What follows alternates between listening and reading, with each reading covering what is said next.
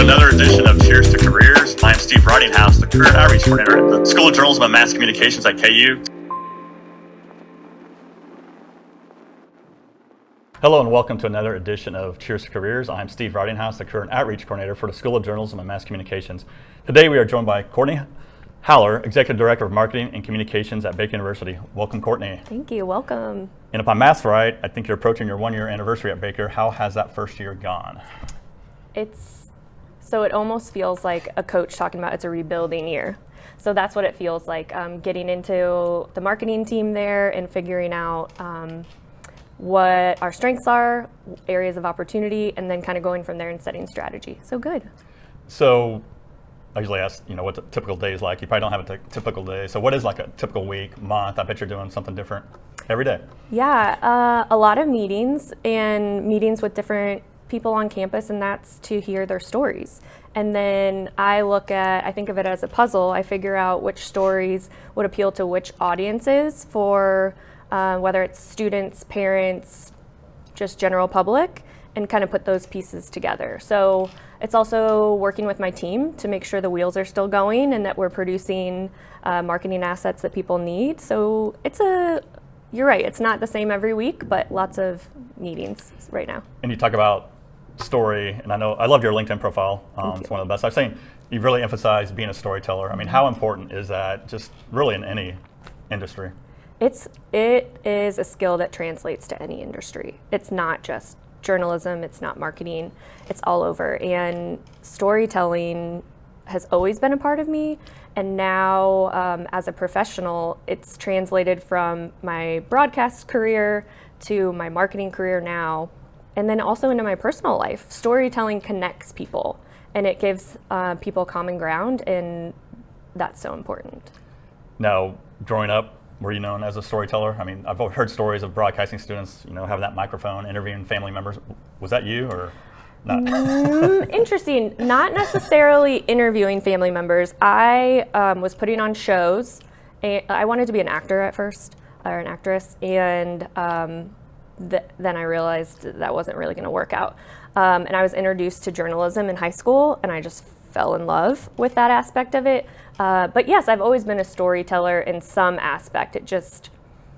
Whether it was watching movies as a kid and then telling those stories to others, doing my own shows, and then now in my professional career, it's always been a part of me. And I know on LinkedIn, you talk a lot about developing your leadership skills. And one of the favorite quotes, I want to make sure I get this right, I'm becoming a leader. I don't want to be a leader to manage people or be in charge. I want to be a leader to change lives and help others. Is that kind of your philosophy? Is that recently developed, or is that through your entire professional career that you've kind of followed that? Definitely not through my entire professional career. I think you're at the beginning of your professional career, you're just trying to figure out what you're doing and get your feet into the right doors and go from there. But we're all people, and we all have connections. We all have things that we can work together and move our country forward, move our university forward, all these different things.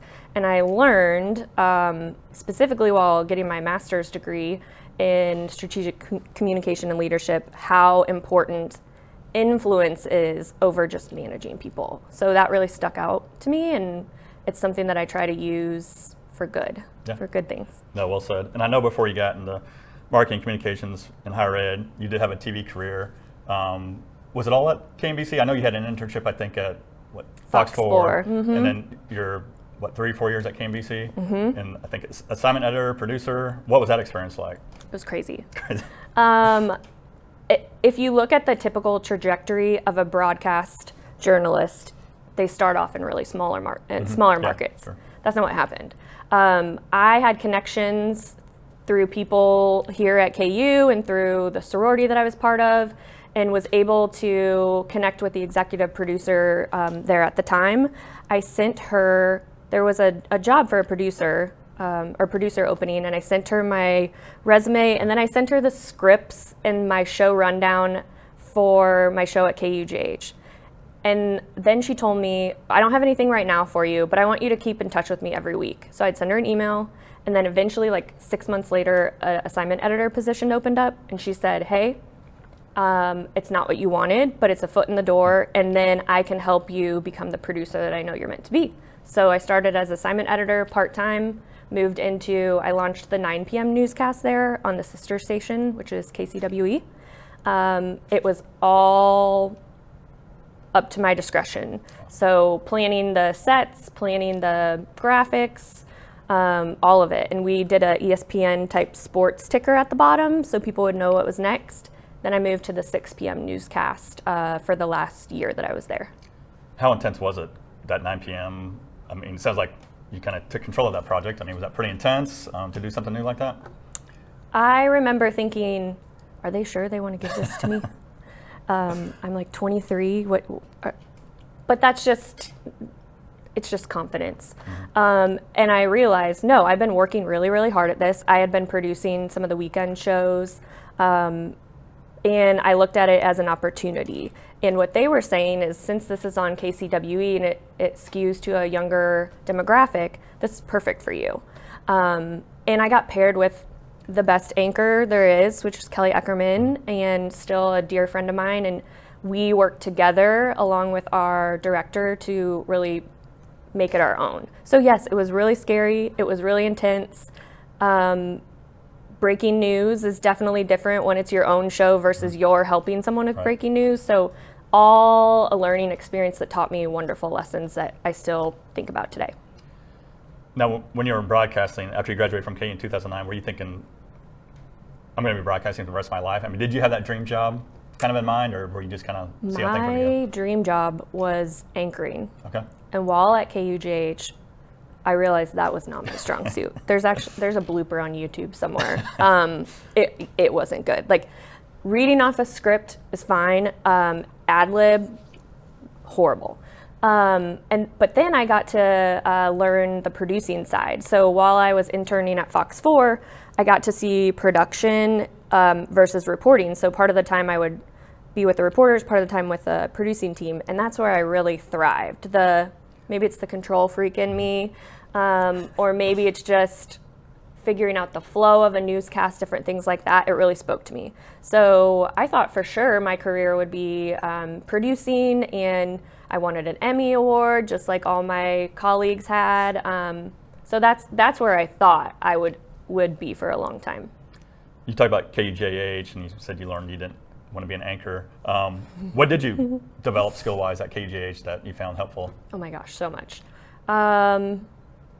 First, just thinking about what was really newsworthy and learning about demographics, like your audience demographics. And that then translated to KMBC, where I would, even switching from the 9 p.m. to the 6 p.m. newscast, those audience demographics are completely different. So knowing that, thinking about storytelling, like full package storytelling, and if you're not going to do a full package, from a VOSOP perspective, what's the most compelling soundbite you can use in a short form that still gets that story across? So lots of things like that. Ethics in journalism was huge. Lots of things. I was very fortunate in my time here. I know a common theme the past few years since I've done this podcast with our journalism grads are the transferable skills. Was that a pretty smooth transition from broadcasting to marketing communications? I would assume you had some transferable skills. Oh, absolutely. I think storytelling translates across broadcast journalism to marketing. Marketing, yes, we're trying to sell a product or an experience, but how we do that is through storytelling. So that was definitely transferable. Even things in the newsroom, like staying calm. My first breaking news experience, I thought I was going to pee my pants, like so scared. And it ended up being, I'm one of the people that will stay calm in any situation. Came in handy during COVID, for sure, because there was a lot of high stress situations. So yeah, that, and then staying curious. I believe in curiosity over criticism. Like, let's always choose curiosity before we skip, go straight to judgment. So those are all things that translated. And during your time at KU and maybe professionally as well, any certain mentors? I know you've shared some great photos, and I think I saw Jerry Crawford on graduation day. I assume he was kind of a mentor to you at KU. He was, yeah. There was something about Dr. Crawford that him and I just connected right away, and we worked worked together quite a bit, especially with KUJH. I believe he was managing that at the time, or he had a heavy hand in that. I mean, I think especially after doing my internship and realizing that anchoring and reporting wasn't the route I wanted to go, he helped me then transition. Okay, well, let's talk about producing. Let's do this. And he was just so funny. Like, we joked around all the time, and it was nice to have a professional that I connected with and felt comfortable and able to be vulnerable with. So I loved my time with Dr. Crawford. Yep, great person. Yeah. And I know with broadcasting and marketing communications, work-life balance, I know that can change over time. Have you found it? Or are you looking for it? I know you're married with 2 young children. I mean, what's that balance like? COVID definitely helped, that's for sure. I have been really intentional, especially from transitioning from my last position as director of marketing now into this executive director role and leading the team, about setting boundaries, professional boundaries, personal boundaries, so I'm able to have that balance. Yes, I'm an executive director, and if there's some kind of crisis on campus, I need to be drilled in. And that's fine, I have my cell phone, but at the same time, if I want to go to my daughter's cheer performance this week, I block the time off for that. It's very important to me. And self-care, I push my team to take mental health days when needed. I take them myself. I'm trying to find that balance. I don't think there's any perfect work-life balance, but definitely trying to. And my kids have appointments. I have a son with special needs, so we're constantly at different appointments throughout the week, and flexibility has been huge. And that's something that I was looking for in this position that I moved into at Baker, is where I have flexibility, but I'm also able to be an authentic and creative leader. So I found that. Nope, well said. And I know you have some experience like doing some blogging about maternal mental health and postpartum depression. Again, I guess it goes back to storytelling, and I think you're comfortable sharing that story. Absolutely. So how often do you communicate on those topics? Quite a bit. When I was living in St. Louis and worked for Maryville, I was on a mom's blog in St. Louis. So I specifically wrote a lot about mental health and maternal mental health. Actually, a couple weeks ago, I got back from Washington, D.C. as part of Mom Congress. So it's a nonpartisan group that advocates for maternal mental health, and specifically different bills in Congress. And we try to advocate to get those passed to support moms. So that all stemmed from my experience. And I remember the first time I shared my story in a public forum, there were these women who came forward that said, I had a similar experience. And the more you talk about something and you're vulnerable and you put yourself out there, the more likely you are to help somebody else. So I just think that telling my story has been able to open other doors and get involved in ways that I didn't even know I could. So were you proactive about making that connection, like with the team with the U.S. Congress, or did somebody recruit you for that? Or I found Mom Congress through the world of blogging and social media. But then in this year, I was a team lead. So I served as a lead for my team. We met with 2 different senators.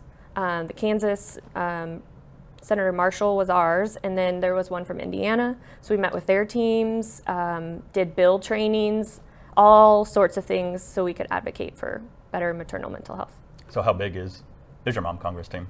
It was, I think we had several hundred moms. Wow. It looked like a bigger group than when we went in 2019. It was all virtual before that, or in between 2019 and now, but hundreds. So if you're visiting with a journalism student like today, tomorrow, any advice you would share with them if they want to do broadcasting, marketing, communications, or is there one thing you would get across to them? I would say curiosity. Never stop learning, never stop challenging the status quo, never stop asking questions. We can continue to learn from ourselves and others. And if you're curious, you'll learn from diverse perspectives, you'll learn other people's stories, and then you'll learn how you guys can work together for a common good. And I think that that's really important. So stay curious. And I also think advocating for yourself. I think there was a part of the news business, I wasn't as confident in myself because it's a crazy business, and you look at morning numbers, and that kind of defines how you are as a producer. And so it took a while to build that confidence back up. So stay confident in your abilities. What you're learning now will help you along the way, and your path might be different than you initially thought it would be, and that's okay. Just stay curious and be open. No, well said. Well, Courtney, again, I appreciate you taking the time to visit with us today. Yeah. It's been fascinating to watch your broadcasting and transition into marketing communication. So cheers to your career. Cheers. And again, thanks for being here. Thanks.